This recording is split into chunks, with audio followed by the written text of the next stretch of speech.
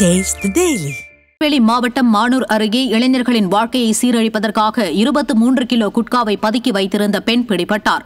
சுப்பையாபுரத்தில் சட்டவிரோதமாக குட்கா விற்பனை செய்து வருவதாக புகார் எழுந்ததை அடுத்து கடையில் பதுக்கி வைக்கப்பட்டிருந்த 23 கிலோ குட்காவுடன் கடை உரிமையாளர் ராசாத்தி பிடிபட்டார். விடியா ஸ்டாலின் ஆட்சியில் ஏவல் துறை கும்பகர்ண தூக்கத்தில் உள்ளதால் பால் பாக்கெட் விற்பதைப் போல சர்வசாதாரணமாக கிராமங்களில் கூட போதைப் பொருட்கள் விற்பனை செய்யப்படுவதாக பொதுமக்கள் குற்றம் சாட்டியுள்ளனர்.